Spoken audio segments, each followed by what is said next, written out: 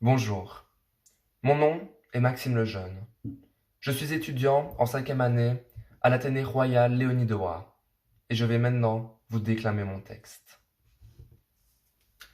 J'aimerais être ici, là-bas, maintenant, sans tenir compte des barrières ni du temps.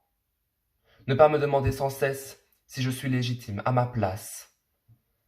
J'aimerais effacer les notions d'espace et de temps, ignorer les frontières, voler au-dessus des paysages des continents sans jamais m'arrêter. Repousser les limites, mes limites, et briser toutes les barrières. Tout cela me semble logique et est le propre des quêtes fondamentales de l'humanité. Chaque être humain n'aspire-t-il pas à la liberté? Sommes-nous plus libres, plus proches les uns des autres, plus liés, connectés? Répondre affirmativement serait hypocrite. Or, les avancées technologiques dans le domaine de la communication ou des déplacements semblent permettre tous les partages, toutes les rencontres. Pourtant, nous n'arrêtons pas d'établir des barrières visibles et invisibles entre nous, entre individus, entre esprits, entre voix, entre émotions, entre nations, entre pays, entre cultures, mais surtout en nous. Tes frontières personnelles, tu les portes en toi. Elles te stigmatisent, elles marquent ton corps, elles te limitent intérieurement, elles te rendent vulnérable, elles te retiennent, elles te blessent. Ces frontières-là, elles t'empêchent de fabriquer ton propre bonheur et sont, je pense, dues à la peur, à ton histoire familiale et culturelle, à la pression de tes pairs et de la société et bien sûr aux échecs que tu as essuyés dans la vie. Il existe également d'autres frontières intérieures. Combattre les frontières d'une maladie, découvrir qu'on peut dépasser les limites qu'on attribuait à notre corps et à la gestion de la souffrance, traverser les frontières du temps, des différentes étapes de la vie, passer de l'enfance à l'adolescence, à l'âge adulte et puis finalement à la vieillesse, vivre ces changements successifs comme le franchissement d'une frontière sans cesse renouvelée, mais aussi et surtout affronter et franchir les frontières de ces différences, de ces pensées, de ces opinions. Toutes ces frontières sont des processus naturels, dans le sens où nous les partageons avec le reste de l'humanité. Les traverser nous façonnent et nous aident à avancer.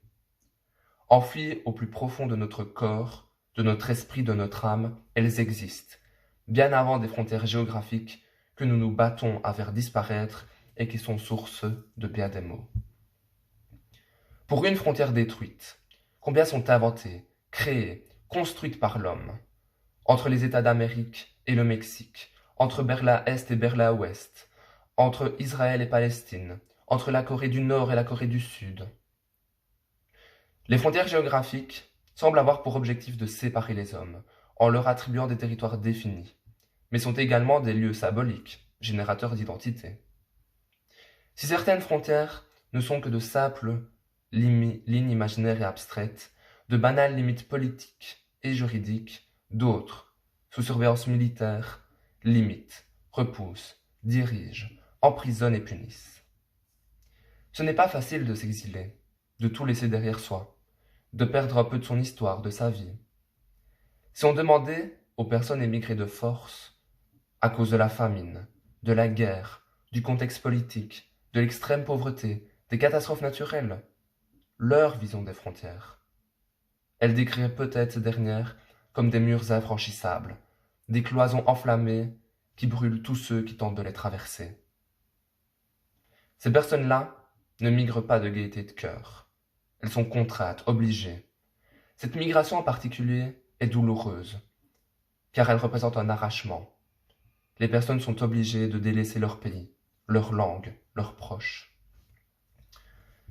Si je demandais maintenant à d'autres expatriés leur avis sur les frontières, ceux-ci les décriraient peut-être comme un espoir, comme un futur plus certain et serein, comme une idylle, comme un paradis.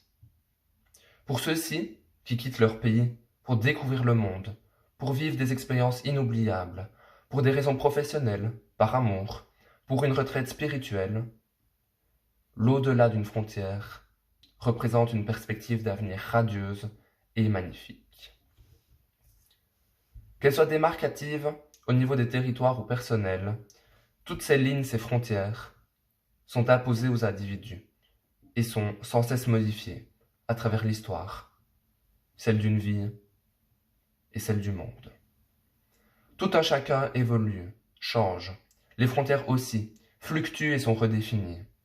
Finalement, qu'elles soient terrestres, maritimes, aériennes, fixées par le droit, personnelles, morales ou émotionnelles, une frontière ne restera jamais qu'une simple ligne qui se doit, pour l'être humain, d'être imaginaire. Je vous remercie de m'avoir écouté. Prenez soin de vous et de vos proches en cette période si particulière.